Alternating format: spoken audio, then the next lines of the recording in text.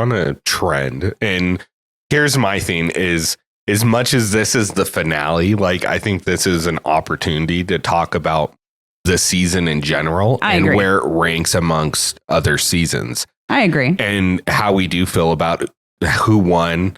I personally think there are 2 winners, but absolutely. You know what I mean? I'll get into that. But if I'm looking at that list right there, that top 10 for the last 10 seasons. Yeah. On Instagram, project_Starks, as in STAR. STAR.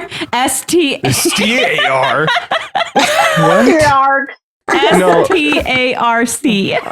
To be honest, I don't like just looking at it. I think, for me, it goes Dirty 30, War of the Worlds 2, War of the Worlds, probably Final Reckoning, Battle for a New Champ, Vendettas, Spies, Lies, Double Agents, Ride or Dies, and then Total Madness. Wow. You got Dirty 30 above War of the Worlds? It's a fucking individual season. That's true. I fucking love Dirty 30. Tony, that's a real fucking nice shirt you got there. That's a nice shirt. Thanks, buddy. Ooh, look at that. Yeah. That looks great. I know. I went to a play and I was sitting there and I looked at Sarah. I was like, just realized that everybody behind me now knows what my name is because my name's on the back. And she looked and she's like, yeah, it's like the chair is underlining the fact that your name is Tony. Well played, Alexis. That is well so played. Funny. That is funny. Oh, Alexis, you'll be happy to know this shirt met both Merry and Pippin from Lord of the Rings. Oh, wow. What? That's a big deal. Yeah. So that happened. What? Oh, just casually. No big deal. Today? What the fuck? That was the play I went to. I met them across the street afterwards. I'm thinking like the real ones from the movie. I'm like, how are you? Yeah, those ones. Yeah, that's what he means. Billy Boyd and Dominic Monaghan. Did you really? Yeah. Oh, I thought you were fucking with me. Nope. Tony went to Comic-Con. So one of my all-time favorite plays is Rosencrantz and Guildenstern Are Dead, and they performed, like, they have a run of that show in Halifax. So we went, awesome. And then just by fluke, because Sarah had to go to the washroom after the play, and then we were in the lobby for a bit, and when we walked out, they just happened to be across the street going to dinner. Cool. So I just popped across the street real quick. That's awesome. Our Challenge Fandom Podcast shirt. You said, "Hey, I'm on this podcast." Has met Mary and Pippin. Oh, I've got a really good question. Ooh. Okay. We might have really good answers. Probably not, but what's the difference between Emanuel and Turbo? Mm-hmm. Why is Emanuel so undeserving, but Turbo is considered so great? Because Emanuel is such a sweet human. He just wants to help his mom. According to who? Who's saying this? Over half the fan base, bro. Like, everybody's saying it. Like, it's so... They're calling Emanuel the most undeserving winner in challenge history. Like, he's taking heat right now. It's just... No. Whatever, man. Like... That's not okay. If he wouldn't have cheated on his girlfriend, would we be having this conversation about him? Well, that, and people are like, they're upset that he didn't play at all this season. He didn't do anything. He didn't play any social game moves. He didn't fucking go in elimination. He didn't do anything, they're saying. He played more than the people sitting on the couch saying he didn't play. Thank you. He won dailies. Like, what else do you want this man to do? He got voted down. It was just a chaos pick, and he didn't get picked. Yeah, like, it's just... You know, like, what do you want him to do? Like, fucking... Getting fist fights every other night too? Jesus Christ. Undeserving is too far because he is so deserving, and this amount of money is going to change his life more than like a lot of the people on that cast. He's literally a millionaire now. Yeah. So I was wondering, is there like a conversion when you convert American money to another currency? Can it be more? Oh, yeah, 100%. I have the conversion. So his 250,000 that he won, 250,000 American, in Romanian leu, it converts to $1,149,275. He's literally, I wasn't kidding. He's literally a millionaire now. So fuck all the haters. Who cares? For someone who said his family doesn't have heaters. Like, this is life changing. He could buy every heater. Yeah. He can buy all the heaters. They can have options. Now, the flip side is amounts of things could also cost different based on currency. But like, here's the thing. He's not undeserving because he came in first. That means that he won. Yeah. So he killed it too. I know some more undeserving people than him. Dunbar. Sorry, like, Corey. I'm sorry. Corey. Like, people literally have the audacity to call Emanuel the most undeserving winner in challenge history, while we have people like Dunbar as winners in challenge history. So, like, what the fuck are we really talking about right now? Yeah. Like, they don't know who Dunbar is. Probably not. I mean, most people who watch the challenge don't know who Dunbar is. Yeah, that's fair. And the funny thing is I just want to say, so this is something I've been slowly kind of picking up on through talking to people on IG, taking polls, like, and then just comments and stuff like that. I honestly believe, like, I miss the old challenge. I miss the old challenge. They're not talking about the old challenge. Like, when I think of the old challenge, I think of like old challenge, right? Like seasons like 1 through like 15, like the old challenge. Oh, you mean numerically like old? Like numerically old, right? Yeah. But when people say, I miss the old challenge, I want them to bring back the skulls. I'm like, you guys realize that was like 2 seasons ago, right? Like, that's not the old challenge. That was something they did on 2 seasons ago. And has never been part of the game ever before. And it didn't work out for the game. Clearly, you can see. Like, it's just, it's weird. So it's like, I'm learning that when people say they miss the old challenge, it's not actually the old challenge. They're talking about like specific things like that, like within the last couple seasons, or even the golden era, you know, like seasons like 19 through like 28, 29.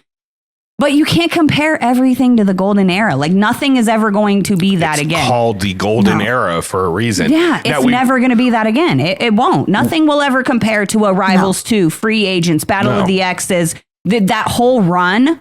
Nothing will ever compare to that again. And that's okay, in my opinion, to have that be part of our history and move on. Oh, it's like Survivor. Since season 40, when they did winners, everything else has been new era. It's been completely different amount of time, everything else. Look at Amazing Race. Amazing Race is totally different than it was when it started. So is Big Brother. Like, yeah, they're still in a house, but the challenges are different. The rewards are different. Like, TV has progressed. Yeah. You can't go back to the quote unquote golden era because it was bare bones. Like, they didn't know what they were doing. Roughly around the time of the golden era, Fear Factor was still on. Exactly. Fuck off. Like, Joe Rogan was famous for Fear Factor, not a podcast. Trishelle won Fear Factor. I learned that from watching Traitors. From Traitors, yeah, me too. I was like, I don't remember her being on it. Fear Factor is disgusting. Yeah, Fear Factor was gross. It was gross. We have a Fear Factor channel on our TV, and I caught it just like for like Joe 5 Rogan minutes the other day, still? and I was like, no, too much. I couldn't. Nope. Apparently, fear is still a factor for Alexis. That was not one that I enjoyed watching. But honestly, Tony, that's a really great point because, you know, and I try to make this point often is that it's not just the challenge changing. All of these reality shows are all changing. Big Brother, Survive, like they're all changing how they're played, what they're showing us in the edits, you know, how they're protecting their castmates and their talent. Like, they're all changing. And even further than that, like, as far as people being so upset that we're not getting a bunch of physical eliminations, which is fucking crazy to me because you missed the old challenge, but the old challenge didn't have those. We've never had, like, there. Anyway, so I digress.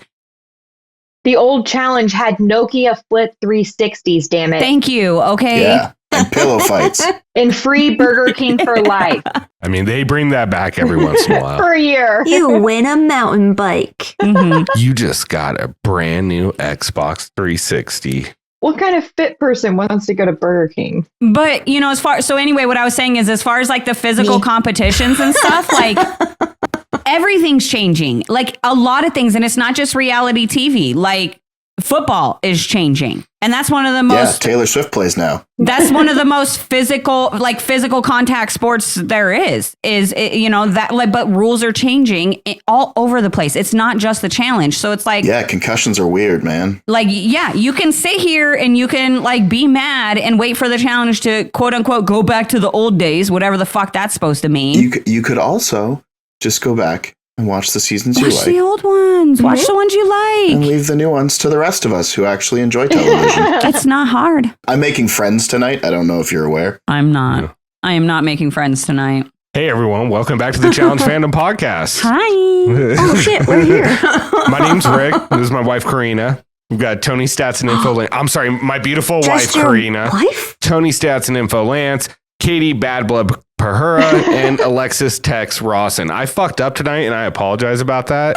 And I'll probably be dealing with that for a while. If you feel that Rick's not himself this episode, it's because he got a shit edit because he did not call Karina beautiful. I went back. I mean, look, we're already 13 minutes into the recording and now I'm doing the intro. And instead of giving you the villain edit, I will give you the anti-hero edit. How about that? That's called my life. Taylor wrote a song for you too, Rick. Yep. What's your secret, Rick? How are you always in the doghouse? Or what was it? No, how... Fuck, I forgot how it goes. Never mind. Words are hard. Jokes are hard. Welcome to Challenge Fandom Podcast. We're breaking down the second episode of the final. Final of the episode. I'm really fucked up. Both of them. I have a feeling staying in the edit after that intro, so... Yeah. Of course. I assure you it is. Please do. Don't call me Shirley. Anyways, Challenge 39, Episode 19, the final fucking episode of the season. Only one gets the crown. Hey, can I just say really quick? Hold on. I'm just going to put out there to lead you into that. No, you guys don't get to make that rule. We get to make the rule as fans on who the fucking champs are. I know that's where you were going with that. No, it's not at all where I was going with that. Well, then I fucked it off. Yeah. Now you're back to the villain edit. Ruin my joke. No more anti-hero, just straight villain. No, I was just all I was really gonna say is that's not something to brag about in the title production. That's not something to brag about. Like let's maybe not just tell people that right up front about you. Like I don't know, just an idea. That's like red flag right away. Look, we've talked about all season. I don't like the idea of one winner, and that's why I think as the fans, a lot of us have crowned Nurys as the female champ of this season. Yeah. Yep. Literally, yeah. She didn't. She got $60,000 instead of $250,000. I'm just fuck, man. What I don't understand is it's almost season 40. Why are we paying people the same amount of money that we were fucking paying them on Invasion of the Champs season 29? Yeah, I was gonna say inflation, man. Like it's just crazy. It blows my mind because they did $1 million prize for 38.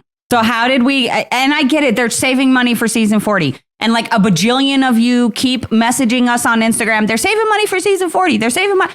I know that. We know that. We know. We know. Why are they? It is known. Okay, it is known. We know. But still, like you couldn't. I just. Why are they saving money? This is the same production house that does fucking Keeping Up with the Kardashians and all these other fucking shows. And true. I mean, like that's a good point too. I'm paying $26 a month to watch MTV, and I know a lot of other people are too, so they have the money. Yeah. Buena Murray's got the money. Like, come on now. Stop fucking with us. We know what's up there. The only reason you're not doing Battle of the Best, we can't afford it. Yeah. You should probably cut all of this because they are going to hate us so much. They already hate us. I was going to say, yeah, that's new. Yeah. We were their darlings previously. I mean, we really like the titles. We a love lot. it. We love your so titles. Good. So good. You guys are great at editing and like you guys never foreshadow. You give us everything that we want. You guys show us everything we love, and you give us all the perfect casts that we love, and you guys give us the perfect themes that we've been asking for like 10 years straight. You guys are amazing. So while we're being sincere, considering I missed the last 2 weeks, I know that you guys, like as in not me, because I wasn't here, took a bit of heat as to whether or not the people who are actually in the final or deserve to be in the final, have earned their spot to be in the final? Such a stupid fucking question, but yes, please continue. Yeah, so I listened to the clip that you guys put out and read some of the comments. So I would actually like to be the voice of reason for the podcast for once.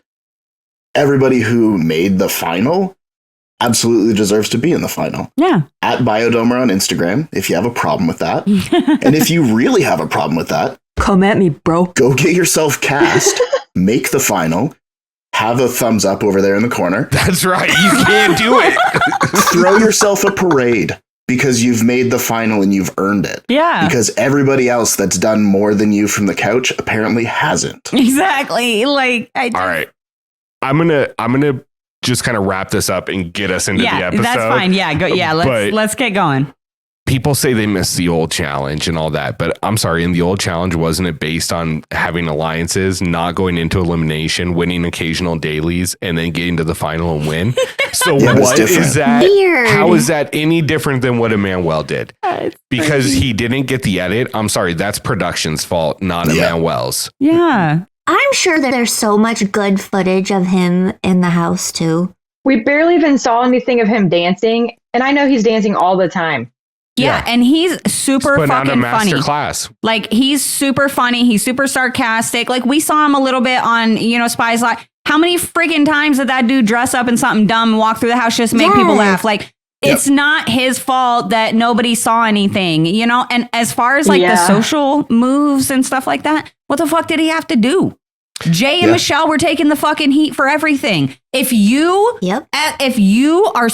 would have somebody like Jay and Michelle running the house up front as the main face, right? Taking all the heat, and you would jump in there to put then you're just dumb. You're just dumb. Yeah. And I'm sorry. I'm sorry. I'm not sorry, actually. Like, that's just dumb. Excuse me. I would like to draw the attention away from Jay and Michelle.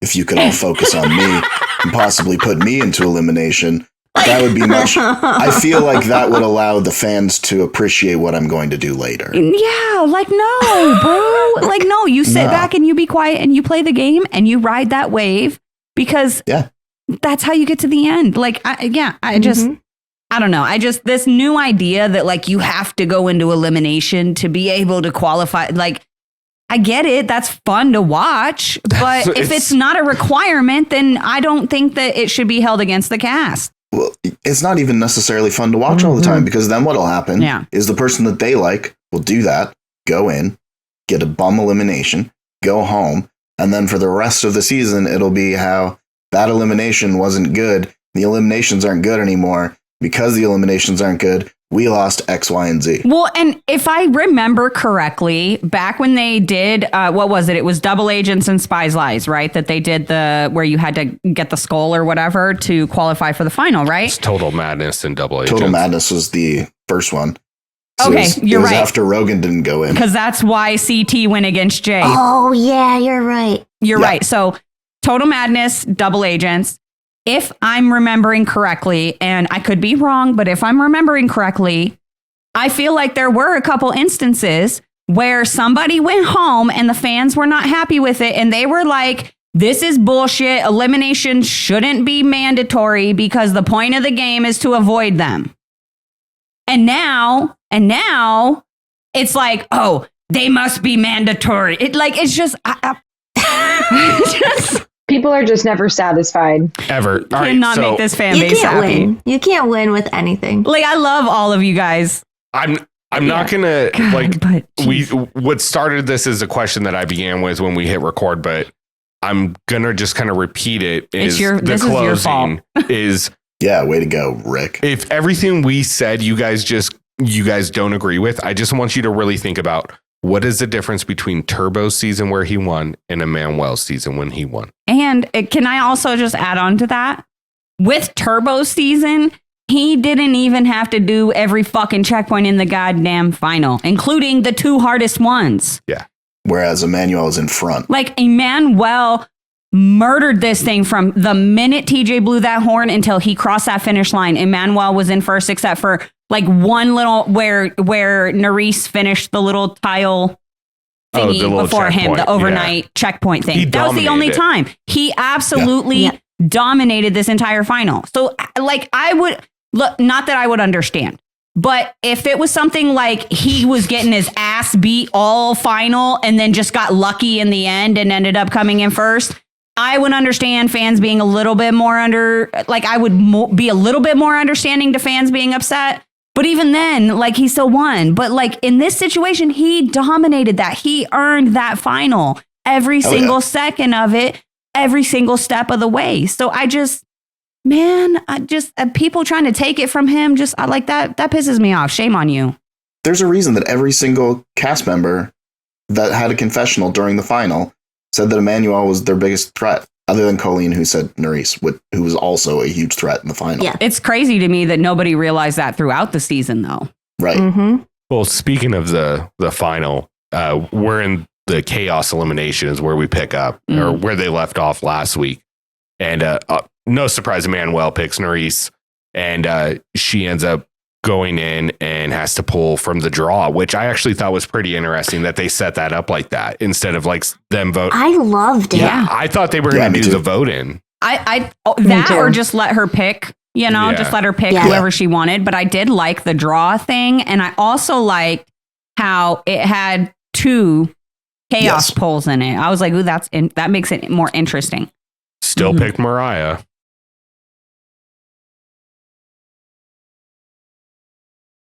Did anybody else think like maybe a champ was going to come back if she picked the chaos? We hoped so. Or even better, if he would have said there are 6, 2 of them are chaos, and not said who the other 4 were, and she pulls that fucking thing out and like Laurel walks in or Cara walks in. That would have been crazy. Man. I mean, I'm glad they didn't now because it was Nurys, but I would also still have fucking hated it because they're not involved in the final, so that's bullshit.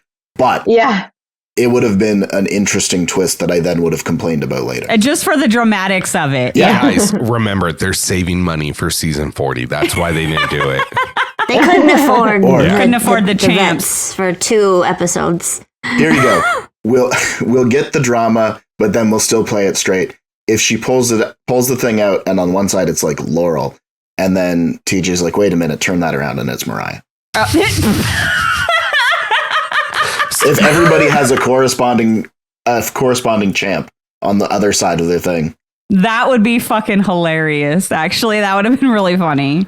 So this elimination, this was weird. This was the one where they had to shove the 6 blocks inside the little puzzle box. You know what? You grow up. I chose my words so carefully with the polls. Yeah. Specifically for Rick. I didn't think about it before I said it, and then I saw his face, and you just grow up. Okay, so anyway. You're welcome. Obviously, we know like Nurys ends up, winning this one. There's not a whole lot to say about this elimination. It was a really odd puzzle. There was another component. What was it? There was another component to it. They had the option when TJ blew the horn to run to like another point where there was a further explanation of the puzzle, like a clue to figure it out easier. So as soon as he blew the horn, Mariah ran, and Nurys just started trying to figure it out. And when Mariah came back, the whole time Nurys was like, should I have gone or should I have stayed? And finally, like when Mariah got back and she started putting stuff in, Nurys wasn't any further ahead, and she was like, fuck it, I have to go. And she went, and she was like, this clue's not helpful at all. And then came back and then just started trying to do it again. Finally got it. But yeah, apparently you had the option to run to another station that had a clue about the elimination. Huh. That's interesting. Yeah, I didn't even know that. Yeah. Yeah, it was in an article. There were a couple of articles that came out like basically as soon as the final aired. Yeah. Entertainment Weekly had like an interview with Emanuel and an interview with Nurys that were in 2 or 3 different articles that just kind of like all dropped as soon as the final finished. Yeah, I read one of Emanuel's and one of Nurys's earlier, but I must have not been reading the right one because I didn't read that. But that's really interesting, right? Yeah, stats and info. That's some good info. I am so unprepared after hearing that. Like, I could just be talking out my ass the rest of the episode, which is no different than any of the 155 that we've done previous to this. But Well, I have a question, guys. Yeah. Oh, okay. If she picked a mace, who do we think she would have picked? Ooh. Colleen. You think? Yeah, it's got to be. Like, that's really the only person at this point, I don't know that she's got. Did they know what the elimination was before she picked? So. I don't think so. Oh, okay. But I think she picks Colleen just because of the personal, you know what I mean? And then considering what she ends up doing once they get into the, Very weird. Like, oh, yeah. I also, here's proof that people just wanted something to complain about. So many times since the finale has aired, I have read, why were they wearing their helmets when they did the puzzle? I'm like, because they're not going to take 2 seconds to take their helmet off and then lose to the other person who didn't take their helmet off. Well, and not only that, but like I didn't even notice. They've got cameras and shit up there. Like, just calm the fuck down, okay? It's fine. Like, what if they forget their name? It's on the side. Well, if they have GoPros on their camera, obviously they were looking down at the puzzle, so they're probably using shots from that. Yeah, they were. They definitely were required to keep it on. Mm-hmm. But isn't it just a little bit funny how they're wearing helmets while doing puzzles, but they're not wearing freaking goggles while shooting golf balls and shit? Yeah. Thank you. Well, they've learned. Now they have to wear helmets when they do puzzles. I was just going to say they know now. God. Just follow OSHA rules. It's not that difficult. It's not hard, guys. They write whole books about these things and what you're supposed to do. Yeah. I work in an office and I had to do occupational health and safety. Yeah. I had to do it too. I was like, what are you guys afraid I'm going to fall out of my chair? It's not that serious, guys. Hey, your chair, there might be a wheel that breaks. You never know. And then you might go tumbling. I've witnessed it happen before. It happens, but I'm not a roller. Like, I just sit and then I scoot. Oh, so, I'm a roller. Yeah, no. Me too. I try not to right now. I'm a walker. Oh, jeez. Texas walker. Oh, my God. Anyway. All right, no, I actually do want to ask you guys, in the next portion after this elimination where, Nurys beats Mariah, which is now her third elimination where she's taken out 5 people. Mm-hmm. That's right, girl. That's right. Put that crown on, girl. Put that crown on. She took out 2 more people than she even had eliminations. I know. Real quick, before I go into this, I just want to say all those people that are saying, oh, Emanuel doesn't deserve this. No, what you guys mean to say is Nurys deserved to win 2 because they should have had a male and female champ. Yes. Mm-hmm. That's what you should be saying. That would have solved that issue. Yeah. Point blank. Yeah. Anyways, what did you guys think of the overnight challenge? Because I actually really enjoyed it. I did, but I will say one thing, not about the overnight challenge, because everybody was shitting on Jay because TJ didn't say, like, hope to see you next time, blah, blah, blah. Didn't say it to Mariah either. No. Get the fuck out of my final. Yeah. You didn't make the cut. Bye. Bye. So, all right. Anyways, look, he might not have said, hope to see you soon, but at least he didn't say hope to see you never. So, yeah. And also, perhaps it just wasn't in the edit. Yeah, exactly. Oh, yep. No, honestly, I really liked this overnight challenge. The last few overnight challenges that they've done on the last couple of seasons of the flagship, I wasn't super thrilled about. It was just really weird. So, like, what, Ride or Dies, they had to do that one little weird puzzle, and then they got to sleep in their comfy tents with their partner. Yeah. So maybe not like the best smelling situation, but still, you're in a fucking tent sleeping, and then Spies, Lies, Allies, they slept and they gave them like blankets and pillows and like all that bullshit. Yeah. And I liked that this one was no, you cannot sleep, just like they did in Invasion of the Champs when they had tasks for them, just like they did in Invasions of the Champs. I was curious to see if they completed their task or if they were going to pull some funky shit like they did in Invasion of the Champs. But overall, I actually really liked this one. I liked the challenge that they gave them, the task. It was like, to me, it was intricate enough to where I could imagine like it would have been really difficult to do the more tired that you got. Moving your hands and trying to get those things out. And especially for people like Corey's got to have big hands like that. Yeah. That was tiny wires, and it looked like Nurys was like holding her fingers after. Yeah, she said she She cut her hands up. Well, and she had cut her hands up on the puzzle previously too. So I mean, overall, I really liked it. And I liked that even though you finished your task, you were not allowed to go to sleep still. Like I loved it. So major props. This was honestly probably, in my opinion, one of the better decisions that they made in this final. Yeah. And there weren't a lot of bells and whistles. It was simple. It was straightforward. Now, because I've been watching a lot of Taskmaster, as soon as they gave the rules, I was like, how can you work around this? Because technically they said that you have to remove the pieces with your fingers. Flipping the entire thing upside down is still using your fingers and just dumping them. I think Emanuel, it does not say you can't. Yeah, I think Emanuel, he had the best plan of just taking like 16 at a time. Yeah, because he came in second despite Nurys putting hers into his contraption. Half of hers and his and Colleen's. It looked like she put more in Colleen's than just half. Like she only put a little bit into Emanuel's, and she dumped that shit into Colleen's. And my favorite part, the speech she was giving while she did it. Like I was just like, chef's kiss, Nurys. Girl, you got no shame, and I love it. I love it. She had some feelings that did not make previous edits. Of previous episodes, because she was like, I had your back the whole time. You've never had my back any opportunity that you've had to have my back. I was like, I don't even remember you speaking to each other in the house, other than the time that you yelled at her. It's just the edits so wild because their interactions in the final prove that they've all had good conversations with each other because even Berna, who Nurys has said multiple times she doesn't like, had positive interactions throughout this final. Exactly. I mean? Honestly, to me, it almost seemed, and again, could be editing, I don't know, we'll find out when we talk to Nurys, but I feel like after her and Berna won that stage and came in first together, like the vibe between them through the rest of this final, it just felt different.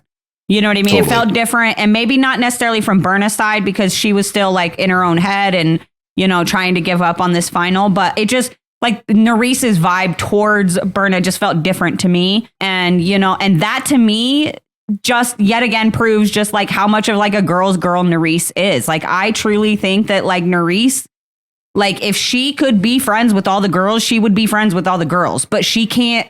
She values friendship and loyalty and stuff so much that it makes it difficult, obviously, you know, but she just reminds me of one of those girls that could, you know, if you're good to her, like she could be friends with like any type of girl.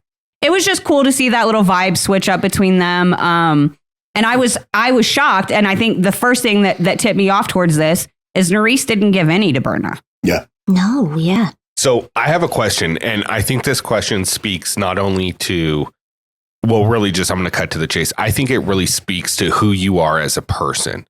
If you win this, which one are you taking first? The blanket, the pillow, or the chair?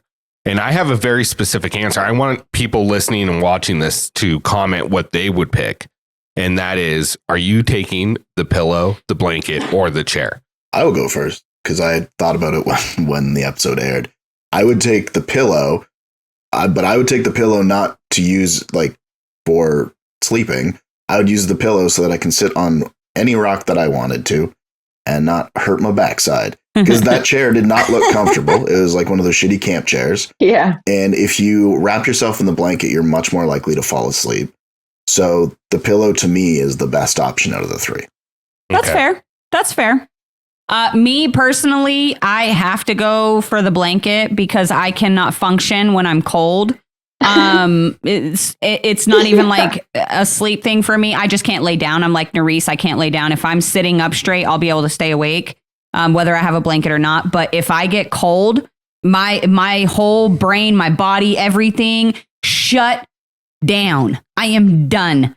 So I literally, I don't know if it's the best choice, but it's the one that I would have to make knowing myself.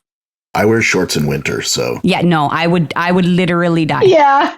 Literally. I would literally be you, Karina, because I'm the same way. I have friends that call me a lizard because I need the sun so badly. Like, my house is set to 72. Same. Yeah. And I still get cold. So. Oh my God. It drives him nuts. And I still get cold. Yeah. Yeah. You know, my husband might get mad at me, but I pay the gas bill. There you go. I do not. I control the thermostat. If it were up to me, it'd probably be about like 67 in here all the time. Oh, I would literally die. No, thank you. Well, all three of the girls are picking blanket because we gotta have blankie because we're cold. I had to do conversion. I keep the house at like 66. Yeah. Ooh. That's what's in my office and it works for me. With that being said, I would choose the chair. I was gonna say you're gonna take that stupid ass chair, aren't you? I'm not gonna sit on it. Oh though. my god! What are you gonna do? I'm gonna fucking plant that motherfucker, and I'm going to lay down on that beach and put my feet up because I'm not falling asleep when I have rocks on my back. But I'm going to let my feet rest because you just ran 13 miles and you're running 13 more miles more than likely. Yeah, I ain't getting that damn chair. That thing felt like that chair. As soon as I put my feet on it, my feet are going through it. You'd be better off taking the box that everything was in. Right?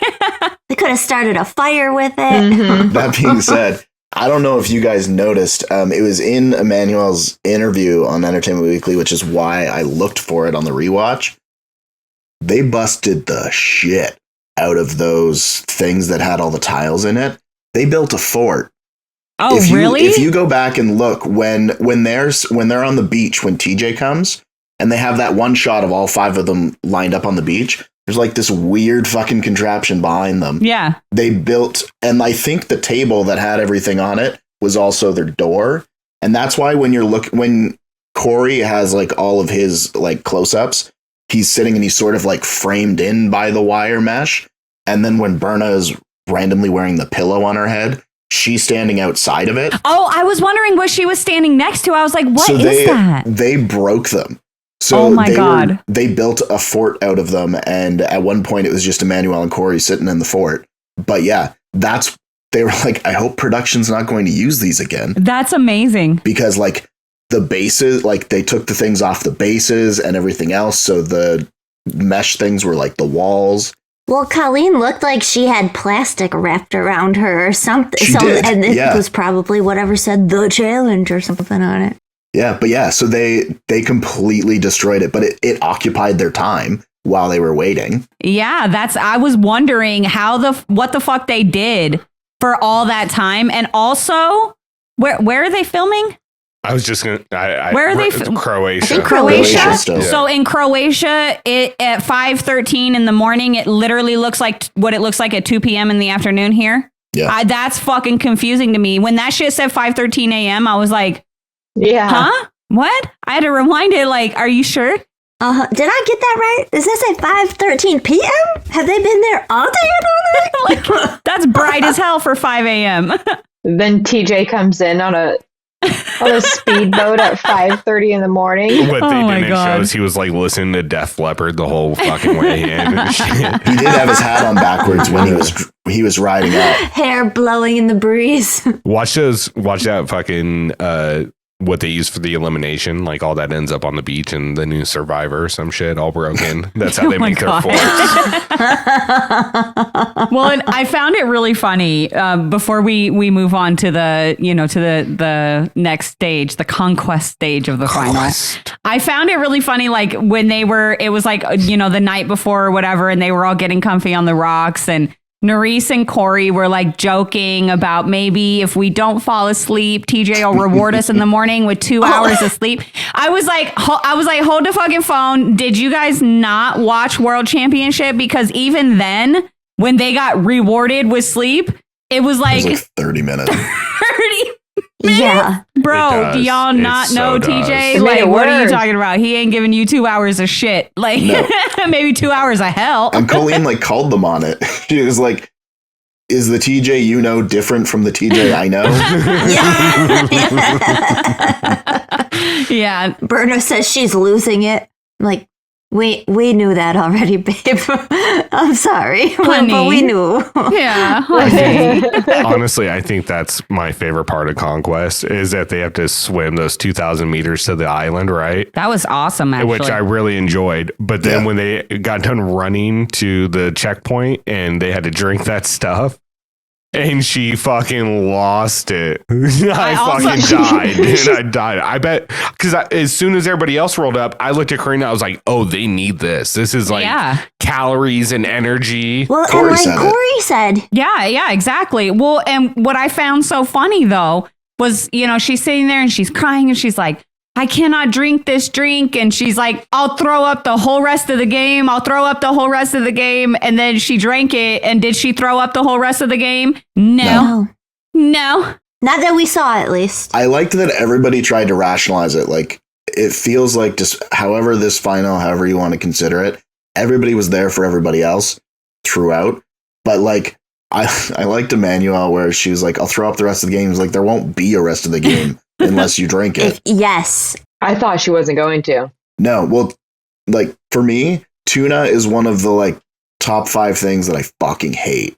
So when they mentioned that, like when they said what the drink was at the beginning, I was like, fuck that, man. Like I want no part of that. Done. And then they've had to drink like 11 of them throughout this final. And like I would have done it, but I would have been fucking complaining the entire time. I cannot stand tuna at all. That shit looks easy to me. I'd be like, that fuck, drink give me wouldn't have been 2. bad. Yeah, it wouldn't have been too bad. I need to get through this morning. I don't like beets. See, the beets and everything else, totally fine. Yeah, all of it. That would be what gets me is the beets taste is what would... Just give me the mayo. The mayo, see, I don't mind mayo. Like, mayo's the only one I won't eat by itself. That's fair. But you throw some mayo in tuna, I'm good with it. Throw that on a piece of bread. It was a liquid tuna salad sandwich with the bread. It doesn't kill me at all. Like, they didn't put some nasty, like, if they put Brussels sprouts in, I'm like, you motherfuckers. Fuck you guys. They did put nasty stuff in there, Rick. They put tuna in it. I would take Brussels sprouts. I would take Brussels sprouts and beets and mayo in that drink, and I would drink it gladly if it meant that there was not tuna in it. You're telling me that Berna and those other people don't go to fucking sushi and have rolls with tuna on it? I don't fucking hate sushi. I believe you. I believe you 100%, but I do not believe that the cast does not eat sushi on a somewhat regular basis. Well, Berna said that they eat brain soup for dinner sometimes where she's from. So yeah, not tuna brain soup. Oh my gosh, you guys. So I'm going to go have a fucking tuna sandwich after this. Fine. And I'm going to take photos of it like the whole time. I wish this was smell-o-vision. At the next eating challenge, Tony's getting the eyeballs. Sure. Don't care. Gladly. Oh my gosh. But all right, I'm sorry. I'm lost. You That's okay. So I'm curious.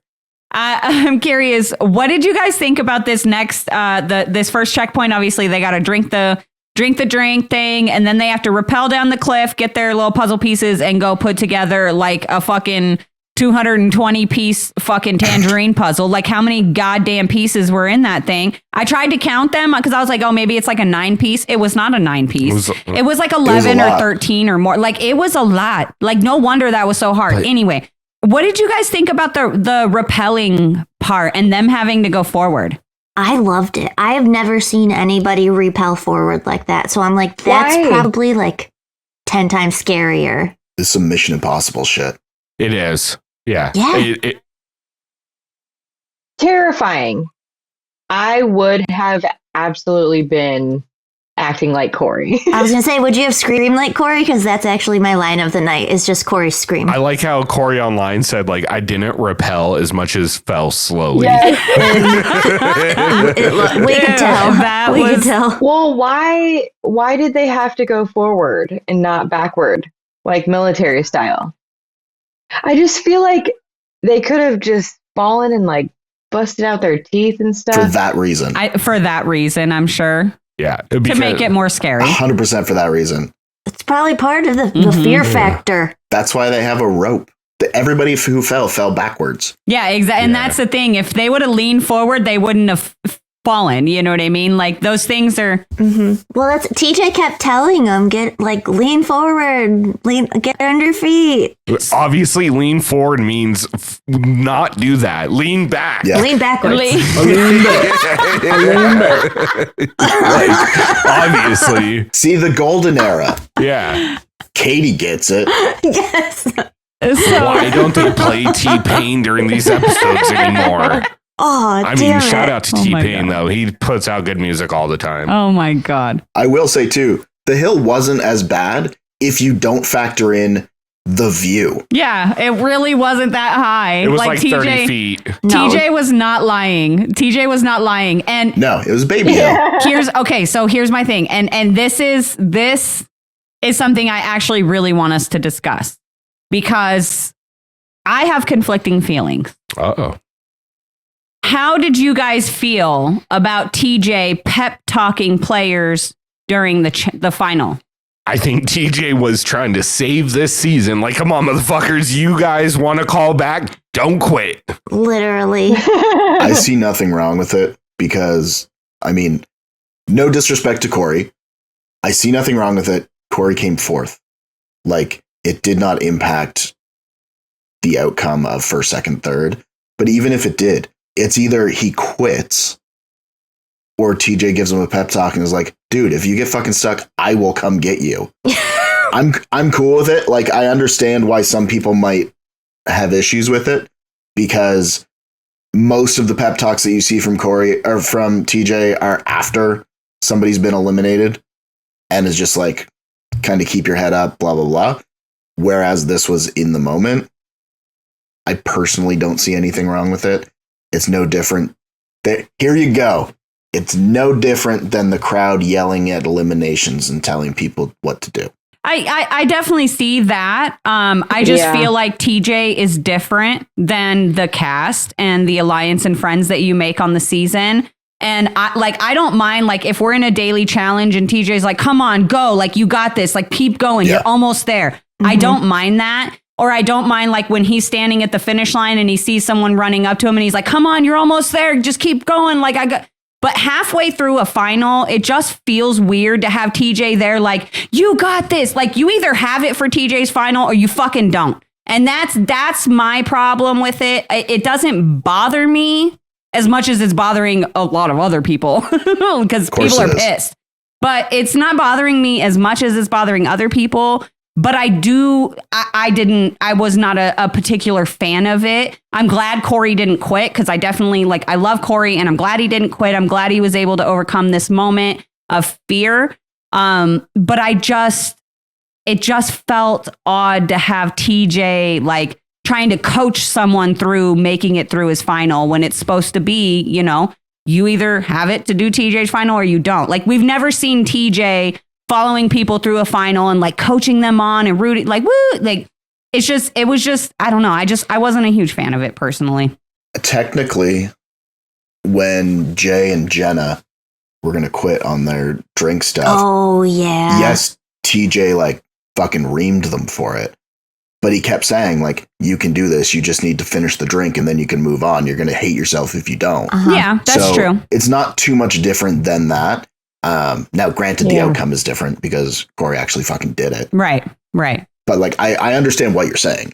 I feel like, too, with this, he was more personal with Corey, too. Yeah. I think we really have to keep in mind that this is an edit we're seeing.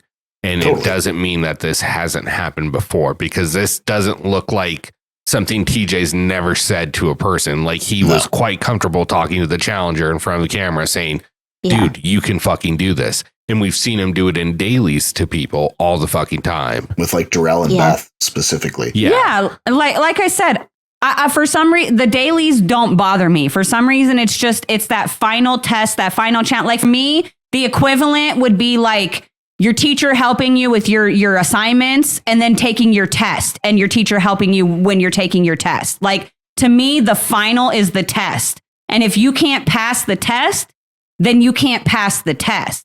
So that I think that's more what's sitting on me is it's like, you know, but again, I'm not, like, super upset about it. It was just something I know that the fandom is half of them are pissed off, half of them are, happy about it.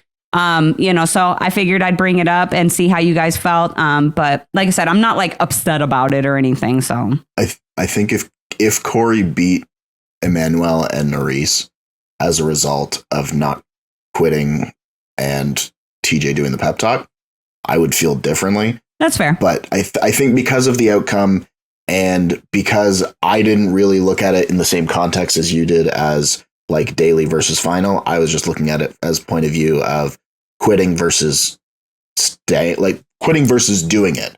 Not even quitting versus or I guess doing it versus leaving. Like in a daily, if you quit it, you just don't do the daily. Right. Yeah. So I wasn't really looking at this in the exact same context as you. And I totally get it looking at it through your lens, like why you would feel differently. Well, and I also wonder, like, while it was happening and I was watching it, I was like, I kind of wonder, and this is just my personal assumptions. I was like, I wonder if TJ's standing here like, you know what? We're not going to have another fucking USA 1 final. You bitches are all going to finish. Okay. We are not doing this again.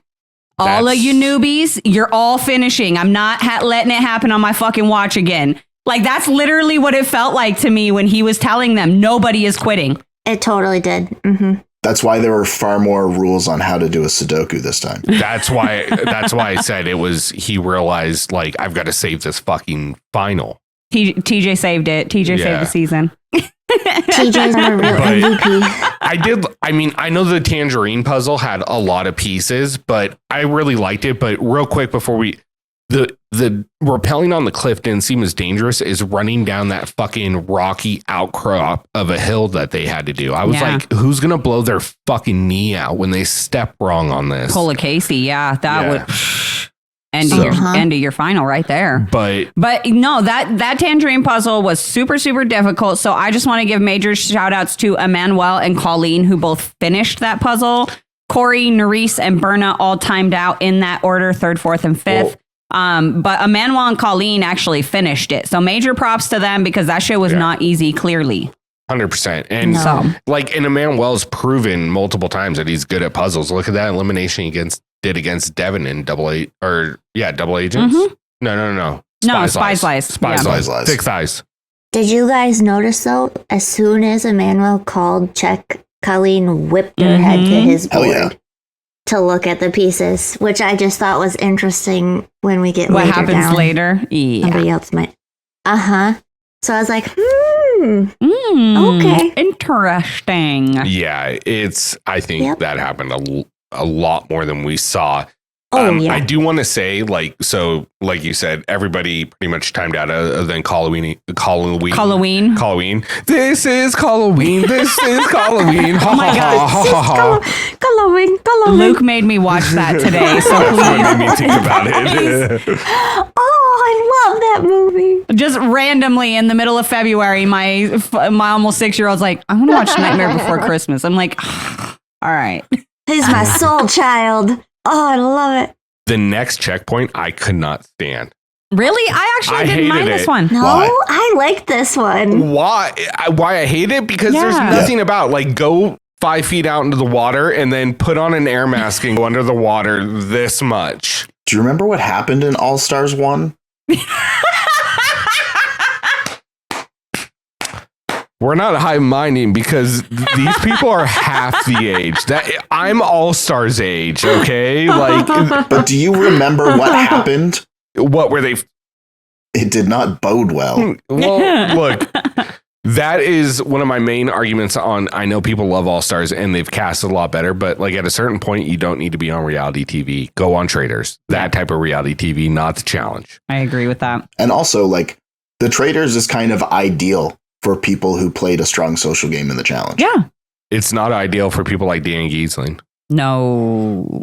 Or Bananas. Yeah. I don't want to talk about it. Look, I didn't mind this. So stupid. I didn't mind this portion. It was definitely not my favorite. Don't get me wrong. It was definitely not my favorite portion of the final, but I didn't mind it as much. I get the whole, like, the having to go into the water, underwater, hold your, I get all that in the memorization part. That's difficult. We clearly saw it with Colleen. She literally showed up in second place and she ended up leaving almost completely in fifth because she finally had to work with Berna to figure out where she made her mistake. Like, so she said, maybe I expected too much from my brain. Oh, yeah. That's the thing, man. When you've got no sleep till Brooklyn, everything's hard. No, yeah. But it was just so funny the way that she said it. Here's my thing. Like, two parts. One, what I said earlier, as far as you have to go to 5 feet in the water and then you grab an air hose and just go underwater with goggles and figure out the color pattern and then match up the names. But the second part is it's names of all previous champs, but they couldn't play into that in any other way. Like, it would have been so much more impressive to me if there was like a board and you had to lay it out in a certain order or anything like that. Well, they were in order. I understand that, but it didn't mean anything in the grand scheme because they weren't paying attention to the order of winners. They're paying attention to the color combination with the name. And Corey, I think, was the only one who, well, at least that they showed, he was the only one that said something of like, oh, these are all the winners. Yeah, well, and Corey's a challenge fan, so. Yeah, and I think Nurys clocked it as well, just because she's somebody who's been watching it forever. Yeah. And I mean, I think it would have been better. Like, they had to do it, I believe, I forget what season, where they had to name all the different seasons in a row. It was they had to put them in order. Yeah, but these are new people. Like, you can't. But that plays into it. Like, know the history of the challenge to me. I think that would have made it so much more. Yeah, but I'm a fucking OG, been watching since day one. I cannot put every single winner in order. Yeah. Because we're talking about all the teams. Who was on the fucking first team that won? You don't know. I don't fucking know. If you and we literally run in front of me, I would be able to figure it out. You would be able to put. You would be able to put in order from season 1 to 39 who won in which order, knowing that certain people won on multiple different seasons with different partners, different groups, different all of that. You would be able to put that all in order. You have all the winners listed out on names in front of you, and you have to put it in order. Yes, you can do it. You just start rearranging on the ones that you don't know until you get it right. It's not that difficult. I think everybody should have had one tile that was their own name, and they put it on 39 before they leave. That would have been interesting. At the end. Yeah, that would have been cool. So yeah, I don't know. I disagree with that. I think it was fine the way it was. I mean, it like again, it wasn't my favorite part, but it was fine. It was fine. You know, I liked that they incorporated more water in this final. That's, I think, my big thing is I don't like when it's like, oh, you just run on land the whole fucking like, no, put them in the water, put them on the, you know, make them do different shit. Mm-hmm. I would have liked it more if they had to row the boat again. No, they already did the kayak, and apparently, like it, or a longer kayak, something, or like apparently it was longer. I don't know. Yeah, apparently it was really long, according to Emanuel. That's what she said. Rick, he can't. I'm sorry. I had to draw attention to it. He was laughing. I was thinking it. Here we are. It's like he knew what you were going to say before you said. He like started laughing before you even could get it out of your mouth. But you just hit it off with the. That's what Emanuel said. I was like, I bet he fucking did. I love you so much. Are you done? No. Are you done? They had to stroke for longer to get through the kayak portion.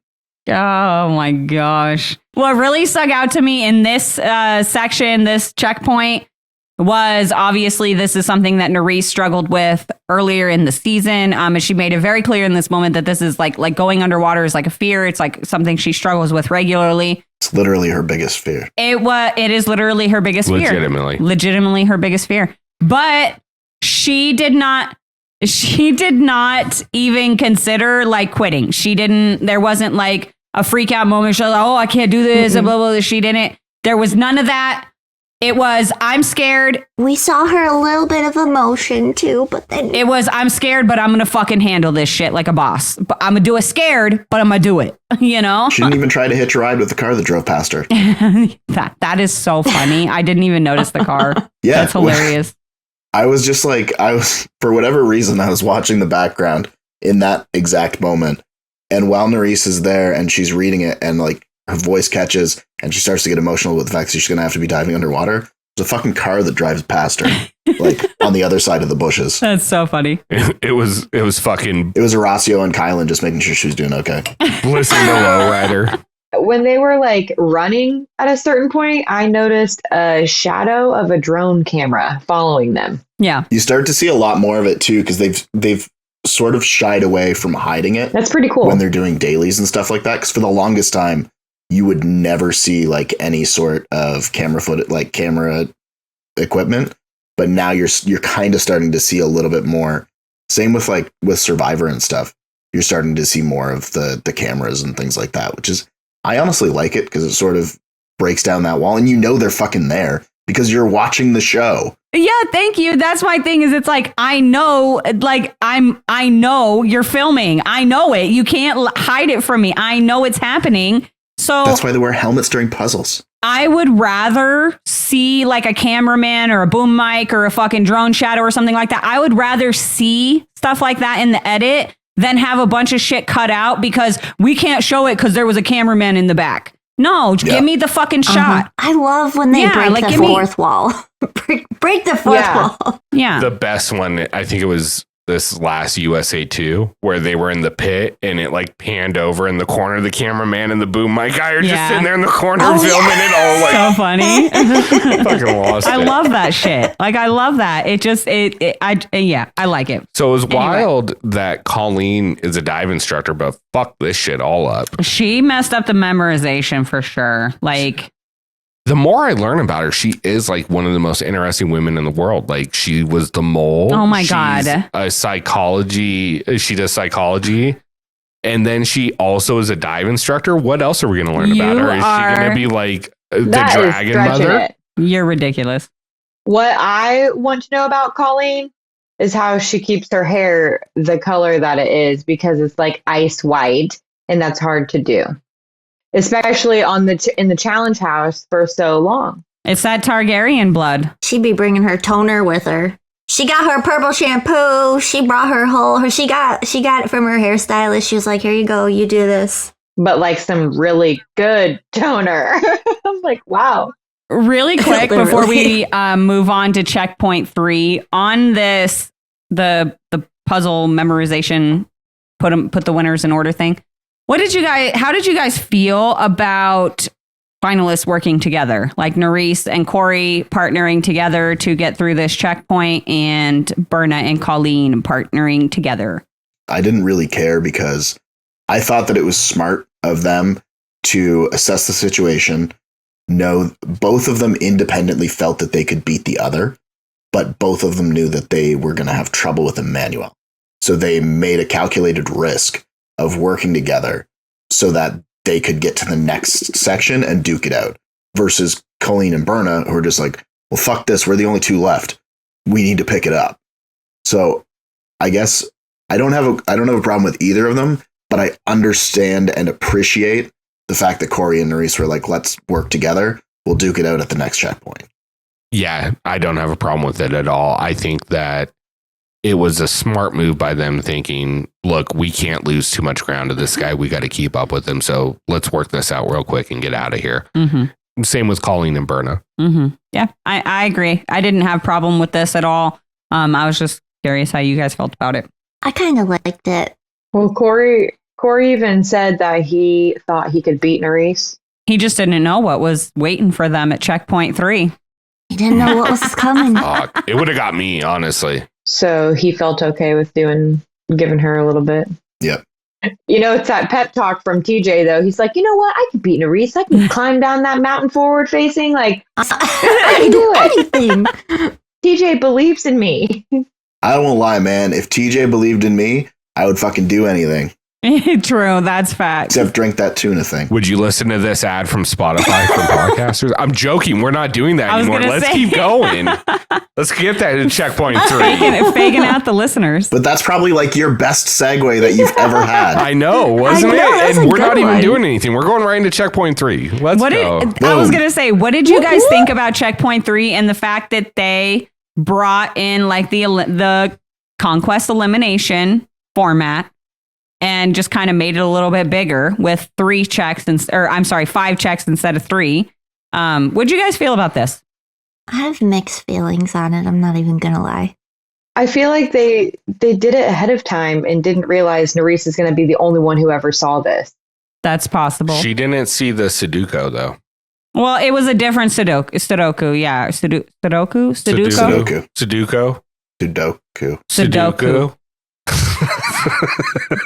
She still just had an upper hand knowing the setup. Like she would have known, don't do something muddy before you climb the wall already. Whereas like other people might mess that up. Don't touch that lift until the end. Also, I'm still really mad about that damn wall and how they just changed it after Zara. But I know. It's the challenge, but I'm still pissed about it.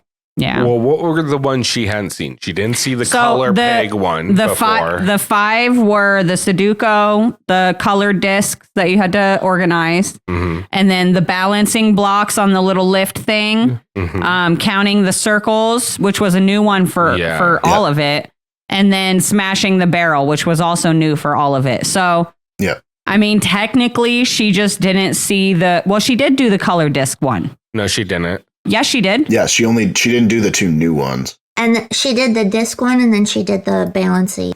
Yeah. I thought the color disc one was only for Zara and... I remember Nurys doing it. No, she did it because Horacio and Kylan did it. Yeah. I'm pretty sure, right? I'm gonna double check that now, but I know the Sudoku or Sudoku. I don't know how to say it. Sudoku. I don't think Sudoku. Yeah, cool. I don't think she did that in either of her eliminations. I think that was strictly Kylan, Horacio, and she didn't. Zara. Yeah. One. I was surprised how long it took all of them, but I mean, obviously you haven't slept in 24 or 36 hours at this point. And it's going to take your mind a while to catch up. I did find the app, or someone on Twitter, I think, posted the exact puzzle that they were doing. Oh, really? Yeah, and I got through in about 10 minutes. Oh, the Sudoku puzzle they were doing? I refuse to say the name, but I did it in about 10 minutes. I will have to look for it. While I was watching this episode, even when Nurys and Mariah were doing their elimination, I was like, you know what, MTV, I probably shouldn't say this. We might have to cut this. We're leaving it in. If they made the puzzles for people at home to do, obviously I know that would mean they'd be doing, like challengers would be doing them at home too. But that would be fun for us. Yeah. I will actually say, like, I liked that. So, because everybody bitched all season about you don't have to go into elimination and you still make the final. Therefore, you don't deserve to be in the final, which is dumb.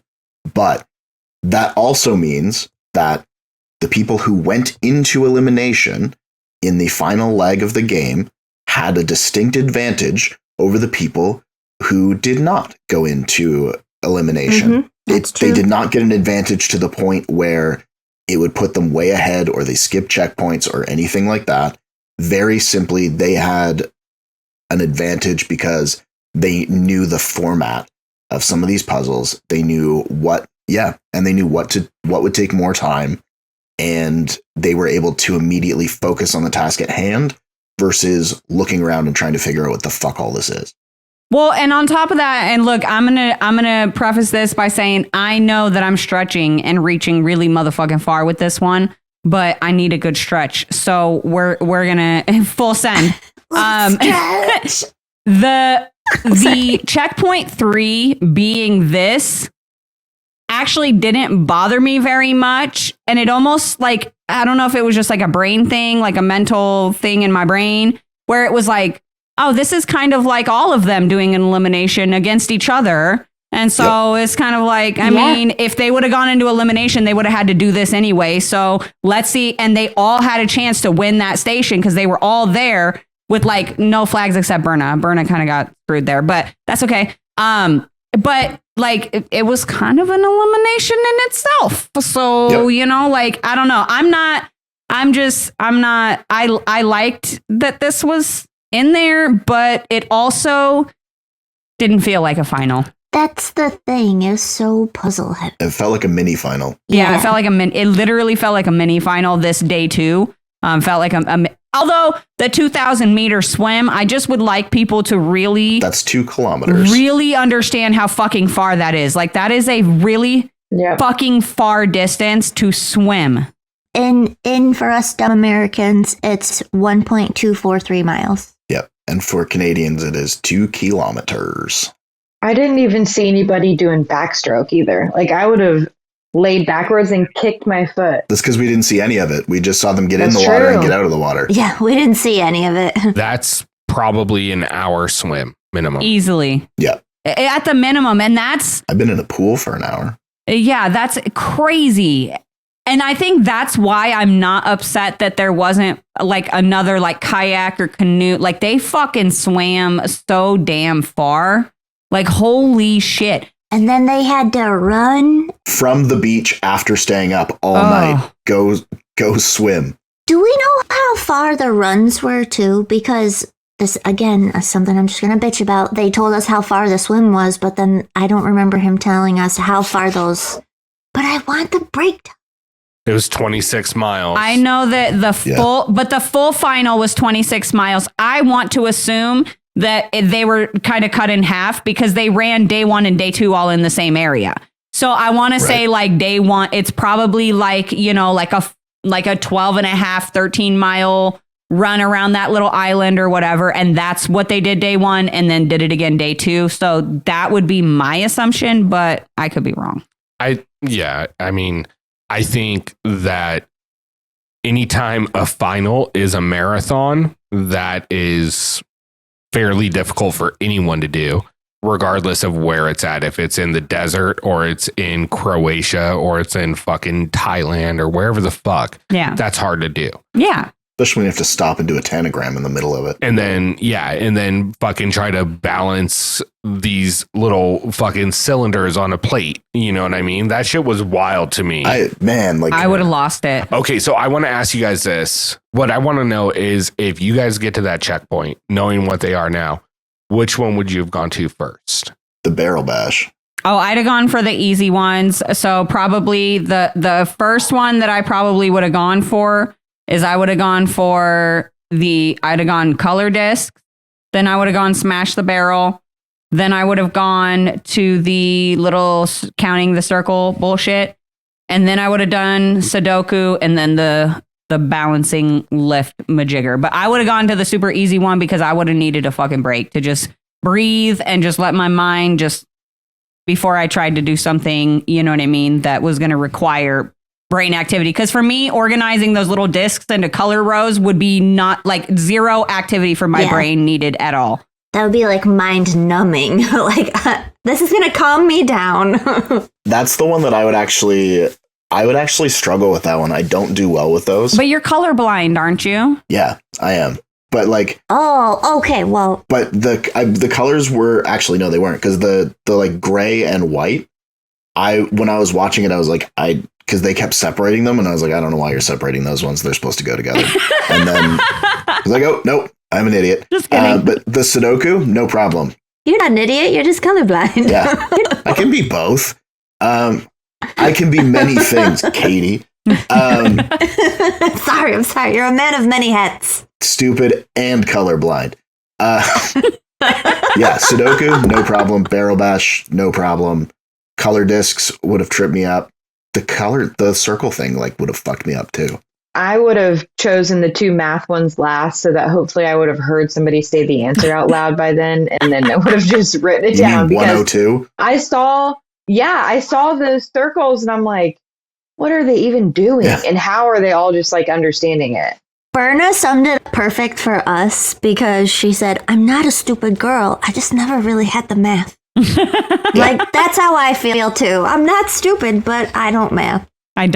Yeah. See, I would have gone Sudoku first, and I think I would have done that too. Because you're running, you're out of breath. The last thing you got the ability to do is hold something still and try to balance it. No way. So I'm going to try to calm myself down. I'm going to sit there, breathe, work on some numbers. Because to me, it's not math. It's not numbers. It's a puzzle. No, it's not math. It's a puzzle. That's all it is. And it's just organizing it. You know what I mean? And so I'm going to spend the time and I'm going to do that. Then I'm going to go do the balancing with those because I'm calmed down and I'll be able to focus on that.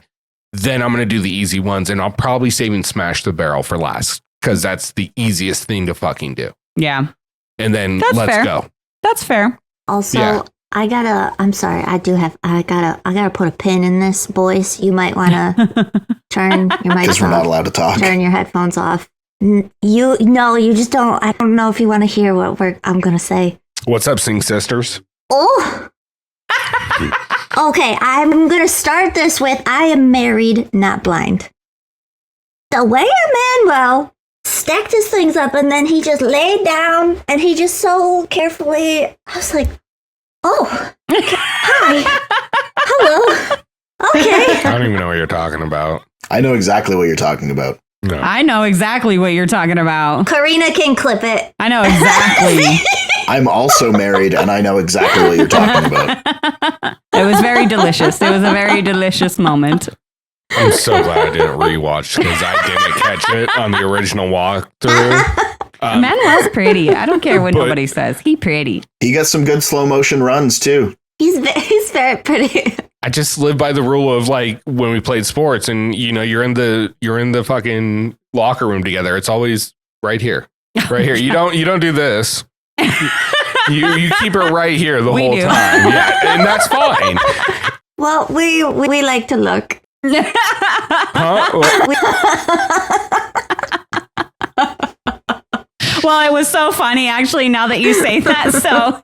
Today, while I was doing the rewatch on this. Oh, I thought I was going somewhere else. I was like, oh my God, what? Today, while I was doing the rewatch on this episode, my ex-husband actually showed up over here. We have a real... For everybody During listening. the Emanuel scene? No, just be quiet. Just listen. Listen, Linda. Listen, Linda.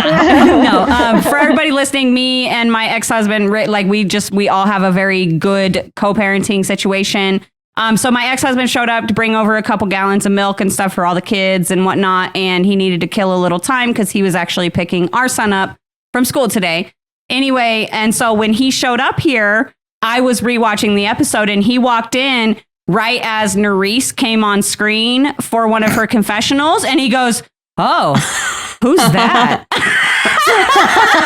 So this is the show you guys are always talking about. Yeah, he's like, so this is what... That is Horacio's girlfriend, sir.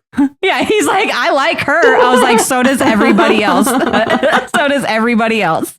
Cardi B likes her too. Welcome to the club.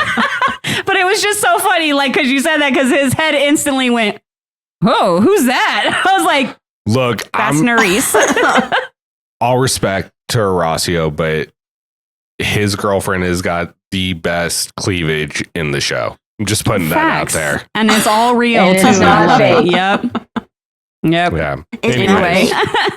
She also is, she's just like a perfect person. She has great skin. I mean, she doesn't need any makeup at all. Like her hair looks great no matter what. She's not real. She can't be real. I'm actually really glad that you said that because I made this comment to Rick like a week or two ago. I think it was like a couple weeks ago when she was doing her elimination. I love that she does not like get all fucking dolled up and put on lashes and shit to go to an elimination or like a final and stuff. Like, I love that about her. She's so confident in her own skin and the way she looks and stuff that like she can put on makeup and be an absolute fucking baddie, or she can not wear makeup and still be an absolute fucking baddie. And she had a pimple patch on us. Like, hell yeah, girl. I was about to say, actually, I'm pretty sure in that elimination, she was like trying to get rid of a pimple because she had like the little stickers on it. Yeah. She had the little. Mm-hmm.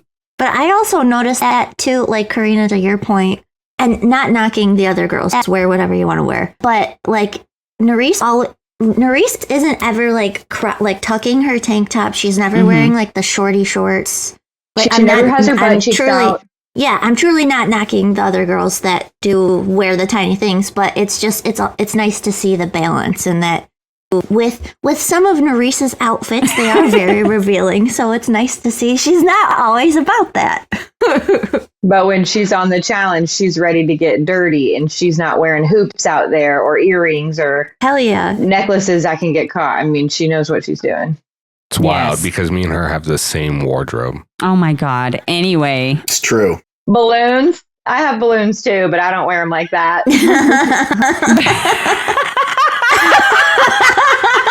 Except mine's not. We know who Alexis is dressing up as for Halloween this year. Right? Except mine's not fishnet. It's like the plastic rings of a 6-pack. Oh just my holding God. the balloons. Oh my God. Rick's actually a turtle. Oh, wow. Oh, am I not totally enough for the turtle club? Sorry. The way they finished this checkpoint was the way they finished the elimination, which I think The elimination. or not. Well, I'm sorry, the elimination. It's what we watched for eliminations for fucking 4 episodes. But was this just part of the shit. checkpoint, how they finished this is how they finished the actual season. final. And I see, this is where I wish we'd get timers, because I know they're trying to build suspense, but at this point, I don't want suspense. I want to know who wins the final with what time. Mhm. Like, that's what matters. Yeah, I want to know how long it took Corey to get across that damn balance beam. Yeah, Yeah. especially like for me. I cannot believe we didn't even touch on that. Yeah, Well, Corey yeah. on the balance beam was, It was so sad. He could have taken 2 steps and gotten across it if he wasn't like. I feel like he was waiting for it to stop yes, moving. he was waiting for it to Like, not shake. And Emanuel was just like, ooh, ooh, ooh. Yeah, you can't wait for it to not shake. Horacio is the perfect example. If you watched him on the low balance beam when he did the elimination, he would run, jump, jump, jump off. Like you can't stop. And it's never going to stop wiggling. They're literally made to fucking sit there and wiggle. You got to just go, bro. You got to go. Wiggle, wiggle, wiggle, wiggle, wiggle. Yeah. Wiggle, wiggle, wiggle, wiggle. Yeah. A wiggle, wiggle. He's just so tall. His leg span, literally, he could have taken 1 step to the middle, 1 step to the end, and been done. Poor guy. That was. I felt bad for him. I think you can say this for every final where everybody has a chance to win it, right? Like, everybody in this had a chance to win it, especially Corey, Nurys, and Colleen. They all had chances to win this if they could have just capitalized on 1 or 2 situations. Yeah. In Nurys, it was this Sudoku, or I can't say it, but you know what I mean. Sudoku. There we go. And the tangerine puzzle. If she does those 2, finish those, we're having a very different discussion, in my opinion. Yeah. And for Corey, it's the balance beam, and pretty much that's it. Yeah. Because it looked like he kept pace on everything else except that balance beam. Corey and Nurys were leading this whole 3rd checkpoint for the first 2 flags until Emanuel finally gave up on the Sudoku and was like, I got to go try to do something else and give my brain a break or whatever, and then he started catching up, and obviously, we know what happened. Yeah. I have a question about Berna. Now, we know that, and we learned this back on SLA, that Berna did not go to a traditional school where you learn like math and language and, social stuff, whatever. I don't know. But she didn't go to a traditional school. She went to circus school, whatever that means. I don't know. But she went to circus school, not math. So she doesn't really know math. So, but here's that's what she says, right? How, because here's my thing. Sudoku, isn't it just like adding and subtract? Like, it's not at all. No. And that's what tripped, that's what tripped Zara up when in her elimination. And I think it tripped people up in this one too. With Sudoku, you need each square, like each 3x3 has to have 1 through 9, and each line has to have 1 through 9, and they can't repeat. It doesn't matter what the number is. The reason they say it has to equal 45. So it has nothing to do with math. No, it has nothing to do with math whatsoever. It's just to check your answer. So basically, instead of counting and making sure that you have like 1 through 9 in each row and each square, what they're basically saying is 1 plus 2 plus 3 plus 4 plus 5 plus 6 plus 7 plus 8 plus 9. It's 45. Gotcha. Yeah. Okay. But that's unnecessary. It's not like it's completely unnecessary to do a Sudoku. All you have to say is that each square has to have 1 through 9 and each line has to have 1 through 9, and they cannot repeat. And if they don't repeat, then you've done it right. Because that was my thing at first. I was like, okay, so like how And I get it. The challenge isn't made to be fair. But like, how fair is it to have something in a final that one of your finalists literally didn't even fucking learn, didn't go to it, you know what I mean? But if it's not even math, then what was she freaking out about? Because didn't she do the circle one where it is actually math? I thought the circles one was the one she freaked out on. Was that That was the one she freaked out on. Like, that was the one she was talking about the math and everything. Sudoku, she copied Colleen. That's what it was. She got it done in like 5 seconds. Yeah. But no, she didn't. She just did the 4. Well, when she said she did the cube, I was like, yeah, that's how you do Sudoku. And everybody else was like counting to 45, apparently. Also, did you guys notice? I think we skirted past it and I forgot to bring it up, which it's probably not that important, but another one of the energy drink rounds. Berna started talking when she was rappelling. She's like, oh, this is the stuff I love. Like, I want to be an actress. The next time she had to drink that drink, the second it went in her mouth, the other times she choked it down and she'd like cough and gag and be dramatic about it. But this time she took a sip and immediately spit it out. Like, she didn't even try to swallow it. So I'm like, are you using your acting skills right now? Of course, to get this down? So to answer your question, that's Berna's bad. So we have to basically say a staple of the challenge, math, because you didn't learn it or you haven't taken the time to learn it. That's fair too. Well, but that was my other thing. Corey Wharton isn't great at math, we have learned. And like I said, I'm not saying like don't put math in if one. I was just saying like, but also in my head I was like, but if it's just like adding, how have you gone your whole life not learning how to add and subtract or whatever? Or do multiplication. But it's not math related at all. But then I remembered that it wasn't even Sudoku that was giving her the issue because she didn't copy off of Colleen. So I don't know. And like the thing that really bothers me, going back to what we were originally talking about, which is the timers. The thing that bothers me, number one, is not knowing the time difference between Emanuel and Nurys. I would really love to know that time difference, especially because both of them have very different answers. Nurys said it was like 10 to 15 minutes. Emanuel is saying it was like 45 minutes to an hour later that Nurys finally showed up. So they have very different stories about how what the time difference between them was. And it's because he's European.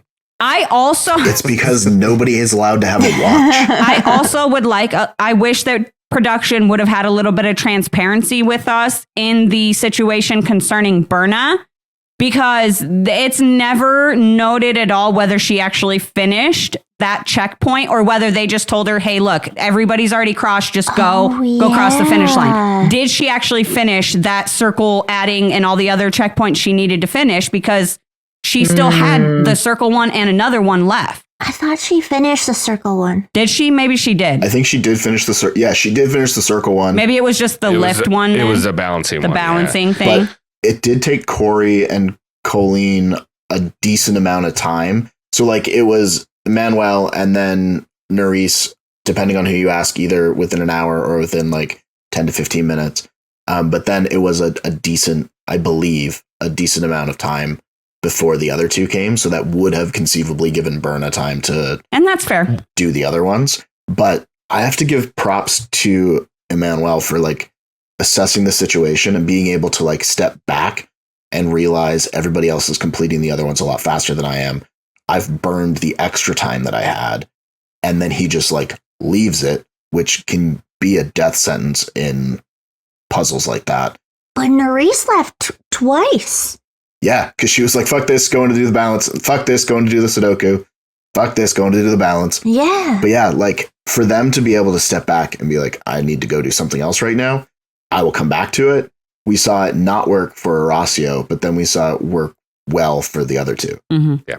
Going back to the finishing of it, one thing I did notice is they try to portray that Colleen and Corey were really close to each other because like they show her dropping her bag and then the next shot of Corey's running, you can see her bag off to the side of the path. Mm-hmm. But when you see Corey or Colleen run and finish and they're trying to portray like Corey's right behind her on the dock too, when they show that far shot, he's nowhere in the scene. He's nowhere there. Yeah. And that's a good 15-minute run. Which also props to Colleen because he's got like really long legs in comparison to her. He's a tree. she managed to stay ahead of him for the duration of that, even if they did leave at different times. Mm-hmm. So, all right, before we close out the show, and I know you have a couple hypotheticals, but I think this is a really important question to ask everyone here and then everyone listening, which is, obviously Emanuel gets first place and Nurys officially gets second, but do you guys look at it as it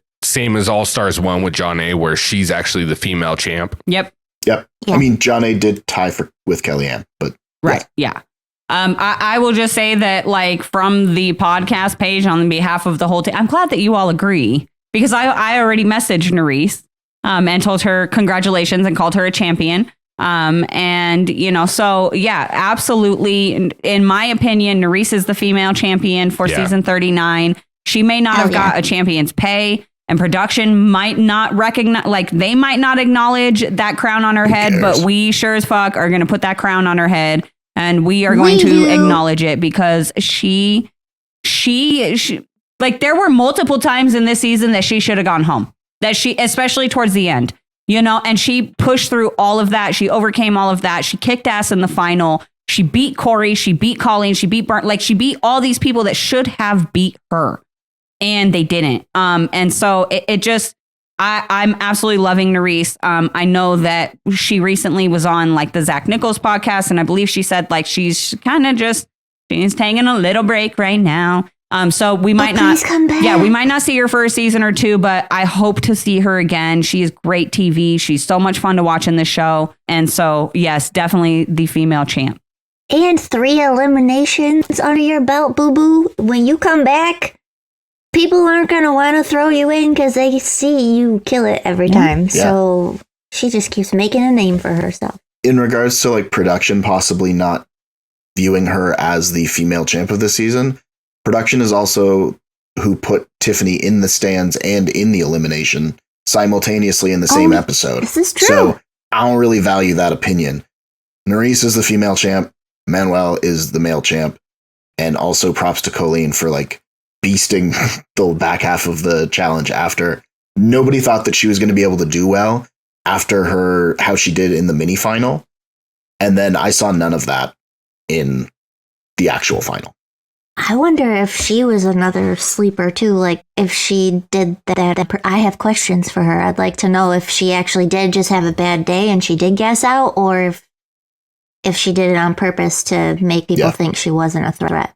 Wouldn't be the first time we've seen somebody do that on this show. I wonder if James is going to say that on the reunion. No, I acted like that in the elimination because I want people to think I wasn't a threat. You know, but I understand what he's saying, Rick. I was going to say, that was 100% the Grinch. Oh my gosh. Oh my gosh. Dinner with myself, I can't cancel that again. I know you have a hypothetical you want to get out there. It's not really a hypothetical. I just wrote it down for fun. Like, I'm just curious, now that we've seen the full final, day 1, day 2, if everybody listening, it's an if Horacio, Kyland, and Zara had made it to this final, and it was Horacio, Kyland, Zara, Nurys, and Emanuel, because I'm going to just take the 3 that I wanted to see in the final and the two winners. So if it was those 5 people, who do you guys think would have won this final? I don't fucking know. Flip a coin. No, it was so, with all the puzzles, I feel like they were such equalizers. I don't know. No, because, like, Emanuel was really the only competition that Kyland and Horacio had sort of, like, at their level. There could have been elements of the final that would have equalized it. But if you're looking at, this is the 3rd person to go in that set of currently 2, then Emanuel would be the next person. To me, if you run that, you're probably getting, in my opinion, Horacio, Emanuel's a coin flip. It just depends on who figures out the puzzle first. Yeah. Or that final checkpoint. And then it's a toss up between Kyland and Nurys. Yeah. Or who gets second. Yeah. Or the next. But third, I definitely, would be the answer. I definitely think that if Kyland, Horacio, and Zara were inserted into this final, we have a much different turnout as well, you know? That would also mean that Emanuel's the only one who hasn't seen Checkpoint 3. Well, that depends, because if Horacio, Kyland, and Zara are all there, then that means those eliminations that they were in never happened, because all of them can't come out of that situation anyway. So it would have been different situations, alternate universe type situation where Jay got thrown in instead of Horacio and Kyland, you know, or whatever. But, you know, it's just interesting to think about, just because I know how much everybody wanted to see Kyland and Horacio there, not taking a single thing away from Emanuel. Very deserving, kicked ass, like we said. But it's just something interesting to think about, in my opinion. Well, you know what? Fuck that. Well-deserved champion. Fuck yeah. Season 39, Emanuel. Second season champ. And he's so humble about it, too. Like, oh, just my heart. Yes. Well, yeah, and he, like, gamed the entire final. Yeah. Oh, I cried. Just because he was like, the way that he cried and just was like, oh, bring it back to my family. And then, oh, my heart. It makes a difference when you know, like, you know, I mean, you know, I'm a parent. So, like, you hear Corey be like, I'm doing it for my kids. Okay. But Emanuel is doing it for his mama, his village of people to make their lives better. So you can't be mad at that. And if you are, like, you don't have a heart. If you're mad at that, you just go fuck right off. You know who it reminded me of, low key? Ashley Mitchell in Invasions. When she won it. Like, I had the same feeling towards her, like her wanting to call her mom right away. And I'm sure Emanuel wanted to do the same. TJ gave her his phone to call his mom. Oh my God, I love TJ so much. But like her emotion and the way Emanuel handled it. I enjoyed it immensely. I think 100% well-deserved, well-earned championship. Yes. And I hope we do get to see him back on season 40 to defend it. And you know what? Yeah, absolutely. And you know what? Well-earned by all three people who, you know, placed and took home money. You know, like Colleen really surprised me. She was leading a large majority of, not leading like first place, but right behind Emanuel, leading the women for a majority of this final. So super impressive. You know, so major shouts out to all of them. Corey. I actually enjoyed this season. Was it my favorite? No. Yeah, me too. Was it my favorite in the 30s? No, it's not my favorite, but it's not my least favorite either. So it's my favorite in the back half of the 30s. That's facts. It doesn't have to be your favorite episode for it not to be or your favorite season for it not to be the worst season. Yeah, I agree. Oh yeah. Now, really quick. I want to get I figure for everybody's season MVP, you're probably the winner. But I want to get final MVPs. However, I'm going to put a twist on this. You can't give it to the winner. You have to give it to somebody else because the winner already gets the season MVP. Who is your MVP for part 2 of the final? Colleen. Oh, that's interesting. Actually, I like that. Well, it's the same. I would actually you want to give the MVP to Emanuel. But my MVP for the season and for part 2 is Nurys. So you can't pick the winner. Well, she didn't officially win, so I'm within guidelines. Yes, she did. She won through us, but not on the show. So she is the MVP of the season, though. She really is. Yeah. She's absolutely the MVP of the season. I don't want to be like, oh, Emanuel doesn't get MVP because, you know, major props. Love that he won. Congratulations. So happy for him. And major, definitely MVP. But, and Nurys she literally backpacked this whole season. Like, it would not be the same without Nurys there. And the impact that she had on it, it's hard to not give it to her. We did it, guys. We made it through a season. And we did. It's been on since October 25th. Dude. October, November, December, January. That's 4 freaking months. Are you kidding me? Yeah. I mean, and just to give everyone a heads up, we will probably not have a roundtable out for... Not probably. We will not.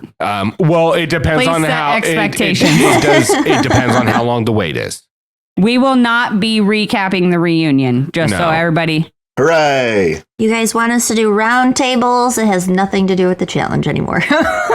We will not be recapping the reunions, so we will not have round tables for a little bit. However, we are going to have a nice little grouping of Challengers Unplugged episodes for you guys. So make sure you guys still stay tuned. Yep. And depending on what the break is between this and All Stars 4, we may come back with a discussion episode, but more than likely, you guys are going to see us for another roundtable about like 1 week before All Stars 4 starts, where we will do cast and predictions for the season. But other than that, we might... maybe, depending on the amount of drama, we might like go live on Instagram to talk about the reunion. So keep an eye out. Make sure you're following us on Instagram, because if we do decide to do a live, we will post it on our stories and announce it there. So make sure you're following us on Instagram. We might go live and discuss the reunion, after it airs or whatever. But other than that, make sure you guys keep an eye out for our Challengers Unplugged. We've got we just released Xavier, and then next we've got Zara coming up. We've got Kyland coming up. We've got Emanuel. We've got Nurys. And then we've also got Tina Bridges right before All Stars 4 comes out. So we've got quite a few fun interviews for you guys. So just make sure you're subscribed. Boom. Done. Mic drop. That was a silent mic drop. I tried to think of something funny to say, and there was nothing. If I do a mic drop, I have to take both my headphones out and drop them down. So I just bashed mine off. I know. I was like, I could unscrew it'd get real awkward. It would just, yeah. Everybody just patiently waiting for the mic to drop. Yeah. Oh, jeez. Oh my God. Beautiful. You better hope your belly doesn't grumble. My belly's been grumbling. I'm so sorry. You're good. Oh my gosh. We'll get through it. Just like you guys are going to get through this absence without our roundtables. But like we said, we do have all these unplugs coming out. Yes. So make sure you tune in. But you know what? That wraps up season 39. We'll be back for All Stars 4. So for myself, Ricky Hayes, my beautiful wife, Karina Hayes, Tony, Stats and Info Lance, Katie, Padawan, Bad Blood, Pahura. And then, of course, Alexis Tex Ross. And we want to thank you guys so much for tuning in. We hope you enjoyed, every one of these recaps, especially this one. If you did enjoy it, make sure you rate us 5 stars. If you're mad at us, don't leave us 1 star. Write us at Instagram at Biodomer. And we'll be sure to address any of your concerns. Absolutely. Yeah, right away. 24/7 response. Might be an emoji, like. Yeah. Maybe I'll send a photo. It'll still be this, but I'll send a photo. I'll have my face on it too.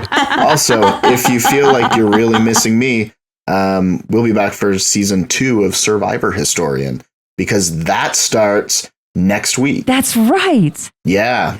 So we are back for season 2. Fuck yeah. I think, Karina, we do have to add Corey's scream to the board, because that would have been the perfect spot. I can't even do it. I do have a nomination for the board. I think we should do the one where it's Corey throwing up and Brennan being like, "Do you have to throw up so loud?" That was fucking hilarious. What?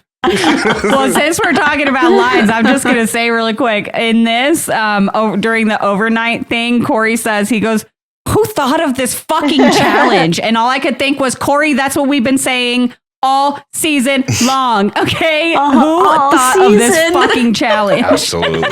Yeah. My favorite was the fact that, like, in the promo for this final, it was Jay bitching out Corey, and then Nurys bitching out Corey, and then I think Emanuel bitching out Corey. Poor Corey.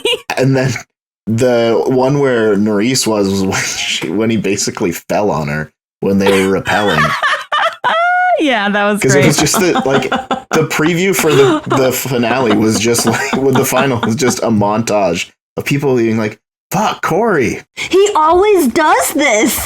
He always does this." His fucking leg dragging across those rocks as he fell down the fucking cliff. I was like, bro's calf is tore the fuck up right now. Oh my God. I'm sorry. I know you're trying to close out and I jumped back again, but you guys just keep talking. Anyway. Sorry, not sorry. Season 39.5. We're going to recap it again. Yeah. No, I'm just kidding. Look, I am going to say this since we're at the very, very end, and only if you really listen to our podcast, you get this deep into it. we do have a merchandise line that's going to be announced soon. We've put out some previews of shirts we're looking at doing, and we will have a website up soon. So if you're interested, we've got more designs coming. So come follow us on Instagram so you can see all of our design reveals because we've got some really cool ones. Yeah. So with that being said, from all of us here, all of you guys, wherever you're at, be good to each other. Love y'all. Night. Later. Bye. Bye. What is this, Little Rascals? Are you fucking new here?